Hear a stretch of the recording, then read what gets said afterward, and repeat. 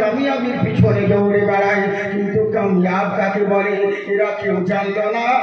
মানুষ ভেবে নিয়েছে হয়তো ধন সম্পত্তি থাকলে পরে এরই নাম কামিয়াব হয়। আচ্ছা জেনে রাখো, যদি ধন দৌলতের নাম কামিয়াব হওয়া যেত, ওরকম ধন দৌলত তো আল্লাহ ফেরাউনকে দিয়েছে। তার মানে জেনে রাখো এর নাম কামিয়াবি নয়। যদি রুতবা মর্যাদার নাম কামিয়াব হতো, ওরকম রুতবা মর্যাদা আল্লাহ নমরুদকেও দান করেছেন। যদি শোহরাতের নাম কামিয়াব হওয়া যেত, ওরকম রুতবা শোহরাত তো সাদ্দাতকেও দিয়েছে। তার মানে বোঝা গেল, যেই জিনিস ইমানদারের কাছে থাকে, যেই জিনিস কাফেরের কাছে থাকে, এর নাম কামিয়াব নয়। তাহলে কামিয়াব কাকে বলে? আমার আল্লাহ বলে, বান্দা শোনো, সারা জিন্দগি আমরা কামিয়াবির পিছনে দৌড়ে বেড়াই, কিন্তু কামিয়াবি কাকে বলে আর কামিয়াবি কোন জায়গায় পাওয়া যায় আমরা কেউ জানি না। কেমন করে? একবার জেনে রাখুন। ধরুন আমি আপনার জলসায় এলাম, আমি এসে বললাম বিরিয়ানি খাবো। আমার হয়তো কমিটি ভাই এরা বলছে না বিরিয়ানি নয়, আজকে ফ্রাইড রাইস খাবো। আমার ড্রাইভার বলছে চলবে না হুজুর, এক এক রকম খাবারের আইটেম বলে। আচ্ছা বলুন তো দেখি, আমার জন্য মাদ্রাসা কমিটি খাসির মাংস থেকে শুরু করে অনেক রকম আইটেম করেছে, শুধুমাত্র আমাকে খুশি করার জন্য। এবার আমার সামনে প্লেটে যখন হাজির করেছে, আমি বলছি ভাই মাওলানা খাসি চলবে না, আমার থাইরয়েড আছে। সত্যি ভাবিয়ে নানি মজাইতে বলছে, শুনে গেল আবার বলছে রসগোল্লা, বলে ওটাও চলবে না যেহেতু সুগার রয়েছে। বলে তাহলে বেগুন, বলে না অ্যালার্জি রয়েছে। বলে কি খাবেন হুজুর? তেলে ভাজা। বলে ও তো আরো চলবে না, তেলে ভাজা মুখের মজা পেটের সাজা, যার নাম তেলে ভাজা ও তো আরো চলবে না। আমি কোথাও গেলে সময় পেলে ভালো হলে কেউ দিলে এক কাপ চা খাই, বাকি ডাল চাল আতপ চাল মুরগির ঝাল এগুলো কিচ্ছু চলে না ভাই। বললে হুজুর তাহলে 10,000 টাকার আইটেম করেছি আপনাকে খুশি করার জন্য, তাহলে আপনি কোন জিনিসটা করলে খুশি হবেন? তখন আমি বললাম ভাই আমার জন্য শুধু ডাল সিদ্ধ আর আলু ভর্তা যদি করো তাহলে যথেষ্ট, এসব অন্যান্য কোনো জিনিসের প্রয়োজন নেই। আপনি চিন্তায় পড়ে গেলেন, এত টাকা খরচা করলাম হুজুরকে খুশি করার জন্য, কিন্তু বেকার শুধু খরচা করাই হলো। যদি ডাল সিদ্ধ আর আলু সানা অল্প পয়সা খরচা যদি করতাম তাহলে হুজুরও খুশি হতো, আমার সাফল্যটাও কাজ হতো। তেমনি সারা জিন্দগি দিন রাত দৌড়ে বেড়াচ্ছি কামিয়াবি হওয়ার জন্যে, লাভবান হওয়ার জন্যে। কেউ চার্চে যাচ্ছে, কেউ গির্জায় যাচ্ছে, কেউ গঙ্গার পানিতে ডুবছে পূজা করছে, নানান রকম কারবার করে শুধুমাত্র কামিয়াব হওয়ার জন্যে। কিন্তু কামিয়াবি কাকে বলে? আমার আল্লাহ পাক বলে, বান্দা শোনো, আসল কামিয়াব হলো তারা সমন্ত বিয়া হুদায়া, যারা হেদায়াত পেয়ে গেল তারাই প্রকৃত কামিয়াব হয়ে গেল। আমার কথা বুঝতে পারছেন আপনারা? একটু স্পিডে বলছি মানে প্রবলেম হচ্ছে নাকি? হ্যাঁ, মন দিয়ে শুনুন, তবে ভুল বুঝবেন না। বেশিরভাগই জলসাতে মানুষ ভুল বুঝে, হ্যাঁ বলি আর পাবলিক শুনে নেয়, এরকম হয়ে যায় অনেক সময়, বুঝেছেন? মৌলানা বোঝাচ্ছে বাবা মদ খাস না, মদের ভীষণ ক্ষতি, মদের চরম ক্ষতি, মদ খাবি নাকি? বলে তাই নাকি? বলে হ্যাঁ। বলে মদে কিরকম ক্ষতি? তো দুটো গ্লাস নিয়েছে, একটা গ্লাসে পানি আর একটা গ্লাসে মদ, দুটো গ্লাস রেখেছে পাশাপাশি। এবার করলোটা কি? যখন একটা কেঁচোকে ধরেছে, কেঁচো বুঝেন তো যে পেটে থাকে কৃমি, হ্যাঁ, ওগুলোকে ধরে নিয়ে এসে যেমন পানির গ্লাসে রেখেছে। মৌলানা বোঝাচ্ছে ছেলেটাকে, বুঝতে পারলি? বলে কি বুঝবো হুজুর, এ তো বেশ আনন্দে আছে। বলে এর আনন্দ কোথায় যাচ্ছে? এবার দেখ, যেমন পানির গ্লাস থেকে কেঁচোটাকে উঠিয়ে নিয়ে যেমন মদের গ্লাসে রেখেছে, ও যে মাথা ঢুকালো তো ঢুকালো, শেষ, আর নড়েও না চড়েও না। তো মৌলানা বোঝাচ্ছে, বুঝতে পারলি মদের কত ক্ষতি, আর কোনোদিন খাবি না, বুঝতে পারলি তো মদ কত খারাপ জিনিস? বললে হুজুর আপনি যা বোঝালেন তা জিন্দেগিতে ভুলবো না। বলে কি বুঝলি? বলে আপনি যা বোঝালেন তাতে বুঝতে পারলাম কাউরির পেটে যদি কৃমি হয় তো 2 গ্লাস চালালে কোনো ক্ষতি নেই, সব শেষ হয়ে যাবে। হ্যাঁ বুঝেছে? এরকম বুঝিয়ে না বলবো আপনারা বুঝে নেবেন, আর ওরকম যেন না হয়। সোনামুখী একবার হাত উঠিয়ে বলেন আল্লাহু আকবার। হ্যাঁ, তাই আমার আল্লাহ রাব্বুল আলামিন বলে, বান্দা শোনো, আসল কামিয়াব হলো তারা যারা হেদায়েত পেয়ে গেল। কিন্তু হেদায়েত কাকে বলে আমরা কেউ জানলাম না। মানুষ বলে সারা জিন্দগি রমজান মাসের রোজা চলে, কিন্তু রোজা রাখে না। ওর গার্জেনকে যদি বলি তোমার ছেলেকে সাবধান করো, যখন হবে, সারা জিন্দেগি জুয়া খেলে বেড়াই, জুম্মার দিন নামাজ পর্যন্ত পড়ে না। ওর গার্জেনকে যদি বলি তখন বলে হুজুর দোয়া করুন, আল্লাহ যখন হিদায়াত করবে তখন হবে। কেন বে? হিদায়াত কি তোর মামার বাড়ির আবদার পেয়েছিস যে তোর ঘরে ঢুকে আল্লাহ তোকে হিদায়াত করবে? আরে তোর মতন বান্দা এলেই বাকি, না এলেই বাকি, এলে তোর ভালাই হবে, না এলে তোর খারাপই হবে, এতে আল্লাহর কোনো যায় আসে না। কিন্তু আল্লাহ অপশন দিয়েছে, বান্দা বান্দি শোনো, কোন বান্দা বান্দি যদি হিদায়াতের উদ্দেশ্যে এক ধাপ আমার দিকে এগিয়ে আসে, আমার কুদরত তার দিকে 10 ধাপ এগিয়ে যাবে। হ্যাঁ, তেমনি আসতে তো হবে, শুধু বাড়িতে বসে থাকলে হবে না। আমাদের অবস্থা হচ্ছে এরকম। আমি বক্তব্য এখনো স্টার্ট করিনি, বুঝলেন? আমি অবস্থা দেখছি। আপনাদের খিদে লেগেছে নাকি? হ্যাঁ, তাহলে ঠিক আছে। ভালো ভালো আমি সময় অনেক লেট করে দিয়েছি, এই জন্য আমাকে তাড়াতাড়ি করতে হয়েছে, বুঝলেন তো? কারণ আমরা হচ্ছে অলরাউন্ডার জিনিস, যা নিবেন সব পাবেন, কিন্তু পরিস্থিতি অনুযায়ী আমাদেরকে বক্তব্য চেঞ্জ করতে হয়, বক্তব্য দিতে হয়। সবার দিকে নজর রেখে বক্তা হচ্ছে আসল সেই খিলাড়ি, যে দর্শকের দিকে তাকিয়ে কথা বলবে, বুঝলেন? হয়তো আমি ভেবেছি এক বলবো, কিন্তু পরিস্থিতি মাঝমাঝে এসে দেখছি না অন্যরকম, তখন দেখছি না সব জিনিস সব জায়গায় চলবে না, ওই জন্য টপিক চেঞ্জ করতে হবে, বুঝলেন তো? যাই হোক, মন দিয়ে শুনুন। আমি আল্লাহর কোরআন থেকে তেলাওয়াত করেছি যে ঈমানদারগণ, আল্লাহ রাব্বুল আলামিন বলে, ভালো করে শুনবেন, হে ঈমানদারগণ, উদখুলু ফিস সিলমি কাফা, তোমরা ইসলামের মধ্যে প্রবেশ করো পরিপূর্ণভাবে, ইসলামের মধ্যে পরিপূর্ণভাবে প্রবেশ করো। আল্লাহ হুকুম দিলেন, নিষেধ করছেন দুইটা, কি? ওয়ালা তাত্তাবিউ খুতুওয়াতিশ শাইতান, শয়তানের ওয়াসওয়াসা মেনে চলো না, শয়তানের অনুসরণ করো না। শয়তান নানান রকম নানান জিনিস তোমাকে প্রলোভন দিবে, তাই বলে শয়তানের চক্রান্তে পড়ে যেও না, কারণ ইন্নাহু লাকুম আদুউউন মুবিন, শয়তান বেশক তোমাদের জন্য হলো খোলা দুশমন, খোলা শত্রু। এবার এখানে একটা জিনিস বুঝতে পারলাম না, আল্লাহ পাক কাদেরকে বললেন ইসলামের মধ্যে প্রবেশ করতে? ঈমানদারদেরকে। আর এক জায়গায় আল্লাহ পাক বলেন, ইয়া আইয়ুহাল্লাযীনা আমানু ইত্তাকুল্লাহ ওয়া কুনু মা'আস সাদিকিন, হে ঈমানদারগণ, তোমরা আল্লাহকে ভয় করো আর আল্লাহ ওয়ালার সংস্পর্শ লাভ করো। আবার অন্য জায়গায় বলে, ইয়া আইয়ুহাল্লাযীনা আমানু ইত্তাকুল্লাহ হাক্কা তুকাতিহি ওয়া লা তামুতুন্না ইল্লা ওয়া আনতুম মুসলিমুন, হে ঈমানদারগণ, তোমরা আল্লাহকে ভয় করো আর ততক্ষণ পর্যন্ত মরো না যতক্ষণ পর্যন্ত পূর্ণ মুসলমান না হবে। কিন্তু ঈমানদার যারা হবে তারা তো ইসলামের মধ্যে প্রবেশ করা উচিত। ঈমানদার যারা হবে তারা তো আল্লাহকে ভয় করবে, এটা অনিবার্য জরুরি। যারা ঈমানদার হবে তারা তো প্রকৃতই আল্লাহ ওয়ালার সহবাত হাসিল করবে। কিন্তু আল্লাহ বারবার ঈমানদারদেরকে কেন বলছেন? সব ঈমানদারদেরকে কেন বলছেন? এখানে যদি বলতে ভাই তুমি নামাজ পড়ো না, বেনামাজিকে যদি বলতে ভাই তুমি নামাজ পড়ো, তাহলে এটা মানা যায়। যে রোজা রাখে না তাকে যদি বলি ভাই তুমি রোজা রেখো, তাহলে মানা যায়। কিন্তু আল্লাহ পাক ঈমানদারকে বলছেন তোমরা ঈমান আনো, ঈমানদারকে বলছেন তোমরা ইসলামের মধ্যে প্রবেশ করো। তার মানে বোঝা গেল যে আল্লাহ পাক যেটা বলেছেন বারহাত সত্য কথা। কারণ আমরা ঈমানদার বহুত রকম রয়েছে, কিন্তু ঈমানদার এখনো পর্যন্ত পূর্ণ মুসলমান হতে পারে নাই, ইসলামের মধ্যে প্রবেশ করে নাই। আমরা করি কি? স্বার্থপর। খাওয়ার সময় বিসমিল্লাহ বলে সুন্নাত খেতে হয়, মনে নেই। খাওয়ার পরে টুটি থেকে ভুজি অবধি চালিয়ে নিলাম, তারপরে সুন্নাতের নাম করে মিষ্টি পর্যন্ত ছেড়ে দিলাম। আবার দিয়েছে রসমালাই, বলেছে দামকে খাওয়ার পরে মিষ্টি জিনিস খাওয়া নবী সুন্নাত, ওই সুন্নাতের নাম করে আবার রসগোল্লাও চালিয়ে দিল, রসমালাই চালিয়ে দিল। কিন্তু খাওয়ার শুরুতে বিসমিল্লাহ বলা সুন্নাত, ওই সুন্নাত মনে নেই, এদিকটা মনে আছে, বুঝলেন? ওই রকম আমরা নামধারী মুসলমান বহুত রয়েছি। কিছু নিজের স্বার্থ মোতাবিক যেটা সুবিধা হয় আমরা সেটা মানি, আর যেটা নিজের ইচ্ছের বাইরে সেই জিনিসটাকে আমরা বিরত থাকি। এরই জন্য আল্লাহ পাক বলেন, হে ঈমানদারগণ, তোমরা ইসলামের মধ্যে পরিপূর্ণভাবে প্রবেশ করো। কারণ ইসলাম এমনই একটা জিনিস, ইসলাম হচ্ছে সর্বশ্রেষ্ঠ আল্লাহর কাছে মনোনীত পছন্দনীয় ধর্ম। আর ইসলাম এমনই একটা ধর্ম যার মধ্যে সমস্ত কিছু রয়েছে।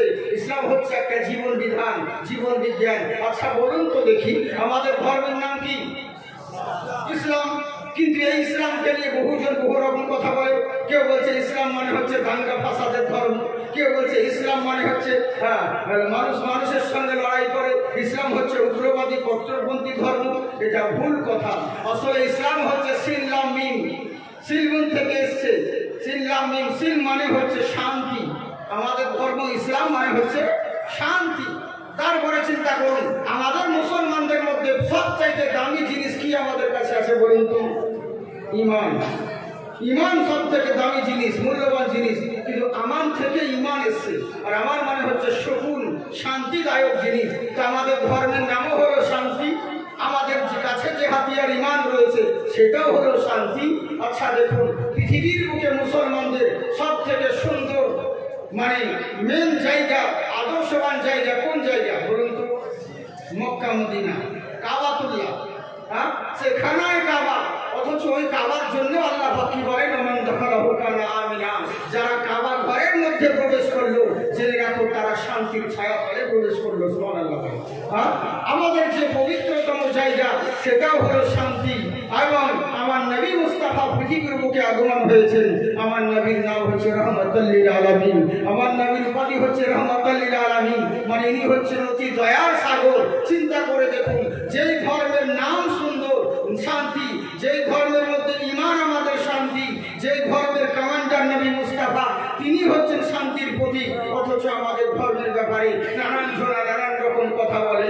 কেউ বলে মুসলমান মানুষকে এই শিক্ষা দেয়, মানুষকে কতল করো। ইসলাম ধর্ম এই শিক্ষা দেয়, কাউকে কতল করো, ব্যাড রিপোর্ট ছড়ায়। কিন্তু জেনে রাখো আল্লাহ রাব্বুল আলামিন বলেন, ওরে কতল করা ইসলাম শিক্ষা দেয় না। কোরআন কি বলেন, মান কাতালা নাফসান বিগাইরি নাফসিন আও ফাসাদিন ফিল আরদ। জেনে রাখো ফাকান্নামা জাসরাস জামিয়া।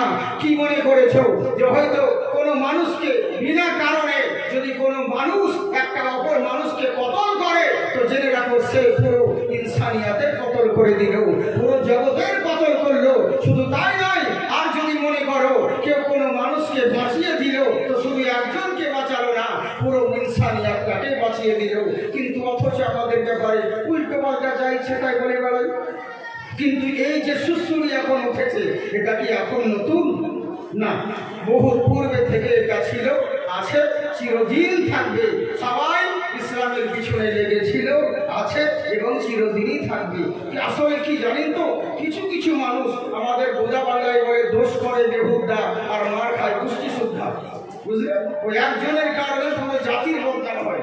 কে কোন জায়গায় নামধারী মুসলমান কোন একটা খারাপ কাজ করে দিল, দোষ পড়ে গেল মুসলিমদের, দোষ দিয়ে দিল গোটা জাতির ইসলাম ধর্মে বিভিন্ন রকম। কিন্তু এই ইসলামকে দমন করার জন্য পূর্ব থেকে গিয়ে প্রথম থেকে নিয়ে শুরু করেছিল ষড়যন্ত্র। কিন্তু আজ অব্দি কেউ কোনোদিন কিছু করতে পেরেছে কি? পেরেছে? কোনোদিন পারবে? কখনো নয়। কারণ ইসলাম কোনো মোল্লার ধর্ম নয়, ইসলাম হলো আমার আল্লাহর ধর্ম। সুবহানাল্লাহ। কেমন ইসলাম চিন্তা করে দেখুন, কোন ইসলাম? এই যখন ইসলাম যখন মানুষের সামনে প্রচার করতে লাগলো, ইসলামের বাণী যখন প্রচার করতে লাগলো, দিকে দিকে আস্তে আস্তে মুসলমান যখন হতে লাগলো, বাদশাহ হারুন আর রশিদের সময় করলো তাকি কতগুলো এরা মুসলমান, অল্প কিছু মুসলমান মক্কা মদিনা থেকে এসে যখন ইসলাম প্রচার করতেছিলেন, বাতিল ধর্ম যত এদের মাথা ব্যথা শুরু হয়ে গেল। কি ব্যাপার রে, বাপ দাদার কাল থেকে যে ধর্ম করে চলে আসছি, আর আজকে মুসলমানরা টুপিওয়ালা দাড়িওয়ালারা এরা নতুন ধর্ম প্রচার করছে, এটা তো কোনোদিন মানা যাবে না। সবারই কিন্তু মাথা ব্যথা হয়ে গেল। কিন্তু আচ্ছা বলুন তো দেখি, মুসলমানরা টুপিওয়ালারা যে ইসলাম প্রচার করছিল, এটা কি তারা নিজের ধর্ম প্রচার করছিল? না, আল্লাহর পছন্দের ধর্ম প্রচার করছিল। কিন্তু এদের মাথা ব্যথা, এবার শুরু হয়ে গেল যন্ত্রণা, শুরু করে দিল। শুনে রাখো, বাপ দাদার কাল থেকে যে ধর্ম করে চলে আসছি, আজকে ইসলাম ধর্মের মৌলবীরা, আজকে টুপিওয়ালারা দাড়িওয়ালারা নতুন ধর্ম প্রচার করতে চলেছে। এটা কোনোদিন মানা যাবে না, এটা কখনো স্বীকার করা যাবে না। এরা চিন্তা করতে লাগলো, হিন্দু বলুন, সনাতন বলুন, পাদ্রী বলুন, খ্রিস্টান বলুন, বৌদ্ধ ধর্মের লোক বলুন, এরা সবাই মিলে একত্রিত হলো। একত্রিত হওয়ার পরে যুক্তি আরম্ভ করতে লাগলো, কি করা যায় রে? এতদিন ধরে যে ধর্ম করে চলে আসছি বাপ দাদার কাল থেকে, আর আজকে নতুন কিছু মুসলমান এরা কেমন শুরু করেছে, এরা বলছে ইসলাম ধর্ম সত্য ধর্ম, এটা এদের কথা মানা যাবে কিনা? এরা যুক্তি পরামর্শ শুরু করলো। এরা বলছে শোনো, মুসলমান মৌলানা রাজা শুরু করেছে, এদেরকে বাধা দেওয়া যাবে না, একটা কাজ করতে হবে। বলে কি করতে হবে? কোনটা সত্য আর কোনটা মিথ্যে এটা যাচাই করতে হবে। বোঝাপড়া করতে হবে। দেখো ইসলাম ধর্মের কমান্ডার দেখে এবার করলো কি, এরা সমস্ত পাদ্রীরা মিলে ইসলাম ধর্মের আলিমদেরকে ডাকা হলো। এই আলিমরা শোনো, কি শুরু করেছো তোমরা? কোথা থেকে এসেছো? এতদিন ধরে আমরা যে ধর্ম করে চলে আসছি, আর আজকে তোমরা নতুন ধর্ম শুরু করেছো।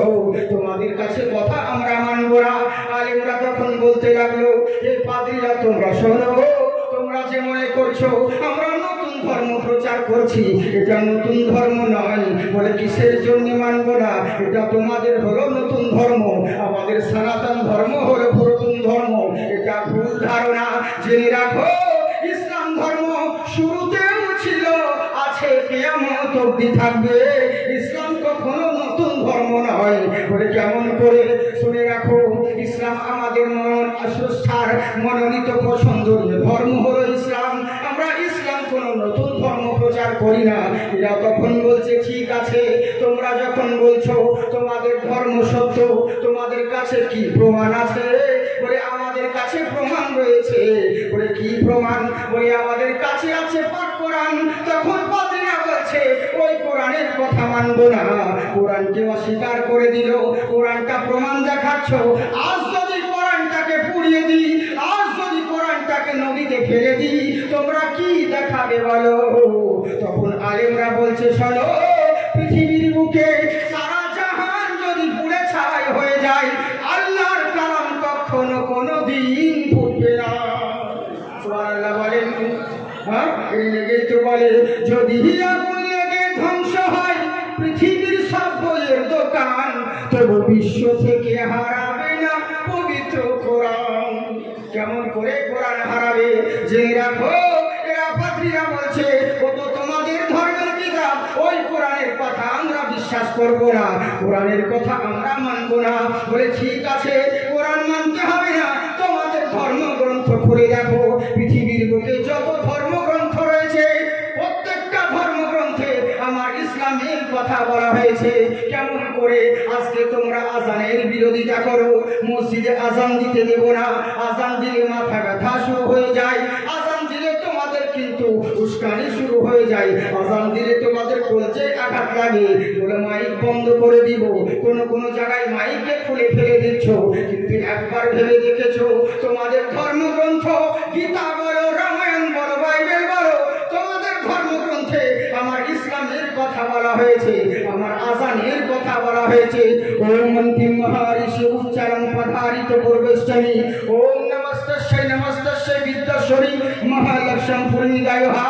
পৃথিবীর বুকে বৎসরা একবার মন দিয়ে শোনো, এমন একজন অন্তিম মহারিষি পৃথিবীর বুকে জন্মগ্রহণ করবে। উনি প্রত্যেকটা মানুষকে উচ্চারণ পরম শান্তি, উচ্চ স্বরে, উচ্চ আওয়াজে কল্যাণের জন্য ডাক দিবে, শান্তির জন্য ডাক দিবে। আমরা মসজিদে বলি, হাইয়া আলাস সালাহ, হাইয়া আলাল ফালাহ, এসো নামাজের দিকে, এসো কল্যাণের দিকে। আচ্ছা, এই কথা বেদেও বলা হয়েছে, উচ্চারণ পরম শান্তি জ্ঞানরূপম। পৃথিবীর বুকে ওই শান্তি মহারিষি প্রত্যেকটা মানুষকে উচ্চ স্বরে, উচ্চ আওয়াজে কল্যাণের জন্য ডাক দিবে। উনার ডাকে যদি সাড়া দিতে পারো, এখানেও লাভবান হবে, ওখানেও কামিয়াব হবে। কিন্তু জেনে রাখো, জ্ঞানরূপম অতি ভয়ঙ্কর। পৃথিবীর বুকে আজকে ক্ষমতার জোরে যা ইচ্ছে তাই করে বেড়াও, রক্তের জোরে যা ইচ্ছে তাই করে বেড়াও, মানুষকে মানুষ বলে মনে করো না, দেশের আইন অমান্য করো, দেশের আইনের সঙ্গে খেলছাড় করো, ক্ষমতার জোরে যা ইচ্ছে তাই করো। কিন্তু জেনে রাখো, তুমি কি ভেবে নিয়েছো যে আজকে মরে যাব, শ্মশানে পুড়িয়ে দিবে, আমাদের কিস্সা খতম হয়ে যাবে? তুমি এই কি ভেবে নিয়েছো? এটা তোমার ভুল ধারণা। যে আজকে ভেবে নিয়েছো যা ইচ্ছে তাই করবো, মরার পরে শ্মশানে পুড়িয়ে দিবে, আমাদের সব পাপ মাফ হয়ে যাবে, এটা ভুল পথে আছো, ভুল ধারণা। জ্ঞানরূপম অতি ভয়ঙ্কর। জেনে রাখো, দুনিয়ার বুকে যদি যাত্রা পরিমাণ অন্যায় করে থাকো, মরার পরে তোমার জন্য মহান স্রষ্টা ভয়ঙ্কর শাস্তির ব্যবস্থা করা হবে। মরার পরে তোমাদের জন্য ওই কিয়ামতের দিনে ভয়ঙ্কর শাস্তি শাস্তির ব্যবস্থা হবে। এই কথা কোরআনেও বলে, কাইফা তাকফুরুনা বিল্লাহি ওয়া কুনতুম আমওয়াতান ফাআহইয়াকুম সুম্মা ইউমীতুকুম সুম্মা ইউহয়ীকুম সুম্মা ইলাইহি তুরজাউন। কি করে অস্বীকার করো যে আল্লাহ তোমাকে পৃথিবীর বুকে জীবন দান করেছে, একদিন তুমি মৃত ছিলে, যে আল্লাহ তোমাকে জীবিত করেছে, আর দুনিয়ার মায়ায় পড়ে আল্লাহকে ভুলে গেলে। একবার জেনে রাখো, তোমার নাম ছিল না, ঠিকানা ছিল না, দুনিয়ার কোনো মানুষ তোমাকে চিনত না, দুনিয়ার মানুষ তোমাকে জানতো না। আজকে বিশাল বড় বক্তা হয়েছ, আজকে বিশাল বড় ডাক্তার হয়েছ, আজকে বিশাল বড় পুলিশ কমিশনার হয়েছ, বিশাল বড় নেতা হয়ে গেছো, কিন্তু ভেবে দেখো তোমার নাম ছিল না, তোমার ঠিকানা ছিল না, তোমার কোনো অস্তিত্ব ছিল না। বিনা অস্তিত্ব থেকে অস্তিত্ব তৈরি করেছেন মহান আল্লাহ। আমার আল্লাহ বলে, বান্দা শোনো, যেই মায়ের গর্ভে তুমি জন্ম নিয়েছো, ওই মাও তোমাকে চিনত না। যেই বাবার অরুষে জন্ম নিয়েছো, ওই বাবাও তোমাকে জানতো না। ফাআহইয়াকুম, আমি আল্লাহ তোমাকে জীবিত করেছি। আমি ইচ্ছে করলে রক্তের পিণ্ডের আকারে তোমাকে আবর্ষণ করে দিতে পারতাম। আমি আল্লাহ ইচ্ছে করলে ল্যাংড়া লুহা বের করতে পারতাম। আমি আল্লাহ ইচ্ছে করলে তোমাকে পঙ্গু করে বের করতে পারি। কাউরির কোনো কিচ্ছু বলার নেই। ফাআহইয়াকুম, আমি আল্লাহ জীবিত করেছি, সুস্থ করে বের করেছি। আর আমার দুনিয়াতে আমার জীবন পেয়ে তুমি আমাকেই ভুলে গেলে, দুনিয়ার রং তামাশায় পড়ে গিয়ে তোমার আল্লাহ থেকে দূরে সরে রইলে। কি এমন মায়ায় পড়ে গেলে যে স্রষ্টার চাইতে দুনিয়ার মূল্য তোমার পছন্দ হলো। কিন্তু জেনে রাখো, আমার জীবন পেয়ে যা ইচ্ছে তাই করে বেড়াচ্ছ, কিন্তু জেনে রাখো সুম্মা ইউমীতুকুম, এই জীবন তোমার শেষ জীবন নয়, তোমাকে আবার মৃত্যুবরণ করতে হবে। আর কি ভেবে নিয়েছো, মরে গিয়ে কবরে দিয়ে দিবে, কেসা খতম হয়ে যাবে? ভুল ধারণা। সুম্মা ইউহয়ীকুম, তোমাকে আবার জীবিত করা হবে। আর জীবিত করে ভাবছো যেখানকার খুশি সেখানে চলে যাব। না না না, সুম্মা ইলাইহি তুরজাউন, তোমাকে চূড়ান্ত সিদ্ধান্তের জন্য খোদার কাঠগড়ায় হাজির হতে হবে। সুবহানাল্লাহ বলেন। তাহলে বোঝা গেল, কোরআন যাই বলে, পুরাণ তাই বলে, বেদ তাই বলে, মহাভারত তাই বলে, কত সুন্দর কথা। ওম জগদ্ধাত্রী মহিমা হাসুদামাহি, পৃথিবীর বুকে মসজিদের দরওয়াজায় লেখা থাকে আল্লাহুম্মা ইফতাহলি আবওয়াব রাহমাতিকা, মন্দিরের দরওয়াজায় লেখা থাকে ওকার চন্দ্রবিন্দু ওম। হে চন্দ্রের মালিক, হে সূর্যের মালিক, হে ভূমণ্ডলের মালিক, আমি তোমার উপাসনা করি, তোমার ইবাদত করি, তোমার কাছে সাহায্য প্রার্থনা করি। আমরাও তো মসজিদে বলি ইয়াকা না'বুদু ওয়া ইয়াকা নাস্তাইন, আল্লাহ তোমার ইবাদত করি আর তোমার কাছে সাহায্য প্রার্থনা করি। আমরাও যাই বলি, ওনারাও তাই বলে, কিন্তু ভাষার মধ্যে আলাদা। আমি জেনে রাখো, আজকে দুনিয়ার বুকে যত মানুষ হয়েছো, আমার সনাতন ভাই হোক, আমার হিন্দু ধর্ম ভাই হোক, যে কোনো ধর্মের ভাইরা হোক, আমি সকলকেই বলি, আজ যারা তোমরা নবীর বিরুদ্ধে কথা বলো, একবার কি ভেবে দেখেছো মুসলমানদের নবী ওটা শুধু মুসলমানদের নবী নয়, তোমাদেরও নবী। মুসলমানদের যে আল্লাহ ওটা শুধু মুসলিমদের জন্য নয়, তোমাদের জন্য আল্লাহ। বলে কেমন করে? ওমকারা কারুলামা আধারিত ভূমণ্ডলী হেমাংশু দয়ামতি, পৃথিবীর বুকে ওই যে মহান স্রষ্টার তরফ থেকে মহামানব আবির্ভাব হয়েছে। জেনে রাখো, ওটা শুধু মুসলমানের নবী নয়। বলে কেমন করে? তামাম জগৎকে সৃষ্টি করনেওয়ালা রব হলো আল্লাহ, তিনি সমগ্র সৃষ্টি জগতের জন্য রহমত হলেন রাসূলুল্লাহ। জেনে রাখো, আল্লাহর খোদাই যতদূর, নবীর মুস্তাফাই ততদূর, অধিক সিনার সঙ্গে কখনো তুলনা হয় না। জেনে রাখো, উনি তোমাদেরকে যেই ধর্ম নিক্ষেপ করে, যেই ধর্মের বাণী তোমাদেরকে প্রচার করে, উনার যাকে যদি সাড়া দিতে পারো, এখানেও লাভবান হবে, ওখানেও কামিয়াব হবে। বলে কোন নবী? ওই নবী মুস্তাফা সাল্লাল্লাহু তাআলা আলাইহি ওয়াসাল্লাম। দুনিয়ার মানুষকে বলে, জগৎবাসী শোনো, আল্লাহর মনোনীত পছন্দনীয় ধর্ম ইসলাম, তোমরা ওই ইসলামের মধ্যে প্রবেশ করো। যেমন এই কথা বলা, পাদ্রীরা বলতে লাগলো, তোমাদের ওই কথা মানবো না। যদি তোমাদের ধর্ম সত্য হলো, তাহলে তোমাদেরকে প্রশ্ন করব, উত্তর দিতে হবে। যদি উত্তর দিতে পারো, তোমাদের ধর্ম গ্রহণ করে নিব। আর যদি উত্তর দিতে না পারো, তোমাদেরকে আমাদের ধর্ম গ্রহণ করতে হবে। কি করবে বলো?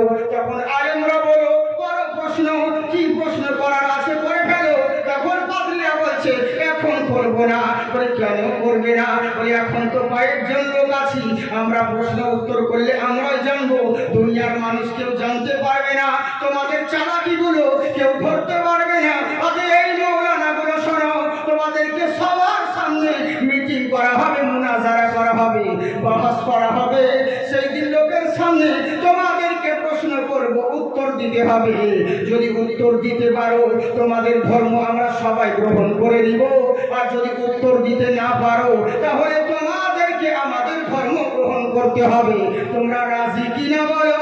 আলেমরা চিৎকার মেরে বলে উঠলো, হ্যাঁ আমরা রাজি আছি, আমাদের কোনো প্রবলেম নেই, তুমি ডাকো, কোন দিন ডাকবা? তখন পাদ্রীরা চারিদিকে ঢাক ঢোল পিটিয়ে দিল, অমুক দিনে অমুক ময়দানে ইসলামের সঙ্গে বাতিল ধর্মের মোকাবিলা হবে, বোঝাপড়া হবে, তোমরা সবাই হাজির থেকো। লক্ষ লক্ষ লোক ময়দানে হাজির হয়ে গেছে, বাচ্চা থেকে বুড়ো, আর বাচ্চা থেকে চাচা, ছোট থেকে বড়, নারী থেকে বুড়ি, যত সৃষ্টি রয়েছে, যত মানুষ রয়েছে, সকল জাতির মানুষ এক জায়গায় হাজির হয়েছে। এক জায়গায় হাজির হওয়ার পরে এবার গোল করে মাঝখানে সবাই বসে আছে। আপনারা স্টেডিয়াম দেখেছেন, ক্রিকেট খেলা, চারি সাইডে দর্শক থাকে, মাঝখানে প্লেয়াররা খেলে, ওই রকম চারি সাইডে লক্ষাধিক লোক রয়েছে, সমস্ত জাতির লোক রয়েছে, হিন্দু, খ্রিস্টান, জৈন, বৌদ্ধ, সমস্ত ধর্মের মানুষ গোল করে ঘিরে রয়েছে। মাঝখানে স্টেডিয়ামের মতন এই জায়গায় বাতিল দলের লোকেরা, কিছু পাদ্রীরা আর কয়েকটা আলেমরা, এই দু জায়গায় বসে রয়েছেন। কিন্তু আফসোস হলো একটা, আলেমরা অল্প সংখ্যায় ছিল বলে এদেরকে তাচ্ছিল্য করে জমিনে বসতে দিয়েছে। আর বলল কি, এই বাতিল দলের পাদ্রীরা এরা উপরে আসনে বসে রয়েছে, এরা উঁচু জায়গায় বসে রয়েছে। আলেমদেরকে বলল এখনো সুযোগ আছে, তোমরা থাকবে কি বলো? তোমাদেরকে প্রশ্ন করব, যদি উত্তর দিতে না পারো তোমাদেরকে আমাদের ধর্ম গ্রহণ করে নিতে হবে, এখনো সুযোগ আছে, বাহাস করার আগে চলে যাও। তখন আলেমরা বলল করো, তোমার প্রশ্ন যা আছে আমরা উত্তর দিতে রাজি আছি। বললে শোনো, তোমাদেরকে বেশি প্রশ্ন করব না, কেবলমাত্র 5টা প্রশ্ন করব। বললে করে ফেলো। বলে প্রথম নম্বর প্রশ্ন, তোমরা যে আল্লাহ আল্লাহ করে দৌড়ে বেড়াচ্ছ, ওই আল্লাহ কি করতে পারে? নাম্বার 2, তোমরা যে আল্লাহ আল্লাহ করো, তোমার আল্লাহর আগে তো কেউ ছিল, এটা তো বলতে হবে। যেমন আমার আগে আমার বাবা ছিল, আমার বাবার আগে আমার দাদা ছিল, তো তেমনি তোমার আল্লাহর আগে কে ছিল বা কে আছে এটা বলতে হবে। নাম্বার 3, তোমার আল্লাহ যে আছে এটা কি করে বিশ্বাস করব? আল্লাহকে দেখাতে হবে। নাম্বার 4, তোমার আল্লাহ আছে কোন জায়গায়? কোন মানুষের প্রত্যেকটা সৃষ্টির কোনো না কোনো একটা নির্দিষ্ট জায়গা রয়েছে, তো তোমার আল্লাহ কোন জায়গায় থাকে, কোন জায়গায় বাসস্থান রয়েছে, সেই জায়গাটা দেখাতে হবে। নাম্বার 5, 4টে আল্লাহর শানে, একটা নবীর শানে। বলে তোমার নবী নাকি আল্লাহর সঙ্গে মিরাজে গেছিল, দিদার করতে গিয়েছে, কোন রাস্তা দিয়ে গিয়েছিল ওই রাস্তাটা দেখাতে হবে। যেমন 5টা প্রশ্ন করা হলো, আলেমগণের মাথা নিচু হয়ে গেল, বুঝলেন? চুপ করে বসে রইলেন। কি করবে? কিছু কিছু প্রশ্ন আছে বাবা, যার উত্তর দেওয়া মুশকিল। আচ্ছা বলুন তো দেখি, আমার কথা বুঝতে পারছেন আপনারা? অসুবিধা হচ্ছে কি?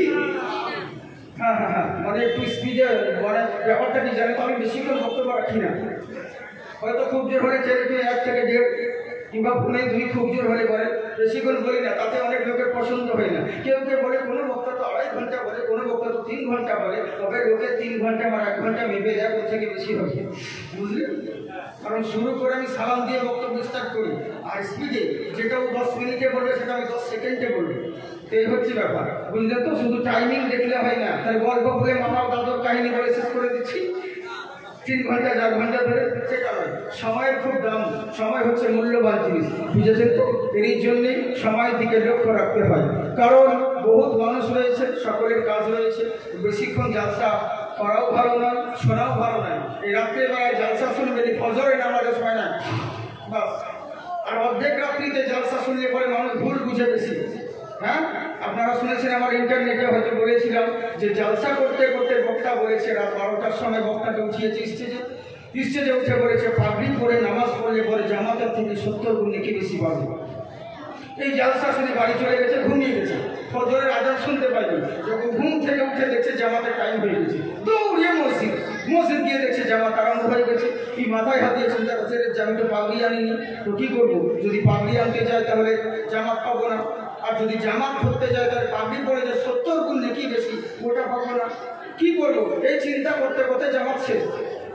যে যার নামাজ পড়ে বাড়ি চলে গিয়েছে। যখন দেখছে কেউ কোথাও নেই, এদিক ওদিক তাকিয়ে পরনের লুঙ্গিটা ছিল, লুঙ্গি খুলে মাথায় চলে গেছে। মাথায় চলে নিয়ে নামাজ পড়তে আরম্ভ করেছে। এদিকে মৌলানা দেখে নিয়েছি ইমাম সাহেব দেখা মাত্র ওর পাশায় আসবে, ভাই তোর লুঙ্গি কোথায়? দেখছেন না মাথায়? তোর লুঙ্গি মাথায় কেন গেল? বলে আপনি যে জালসায় যে বললেন যে পাগড়ি পরে নামাজ পড়লে 70 গুণ নেকি বেশি। বলে আরে গাধা, তোর পাগড়ি পড়া হচ্ছে সুন্নাত, নিচে ঢাকা যে পড়ো। ওইদিকে খেয়ালে শুনে আমাদের হচ্ছে এরকম অবস্থা, বুঝলে? অর্ধেক রাত্রিতে জলসা শুনে এরকম ভুল বোঝাবুঝি হয়ে যায়। এরকম যেন না হয় শোনাবো কি? একবার হাত উঠিয়ে বলেন আল্লাহু আকবার। दर्शन के दिन लहराइले हो जति मक्का मदीना। भोजपुरी बोलছি শোনো না, সুবহানাল্লাহ বলো না। আমার আওয়াজ বসে আছে কিন্তু আপনাদের কেন বসবে? নবীর মহব্বতে পড়ে বলেন আল্লাহু আকবার। दर्शन के दिन लहराइले हो जति मक्का मदीना। मौसम बहार फिर आइल हो जति मक्का मदीना।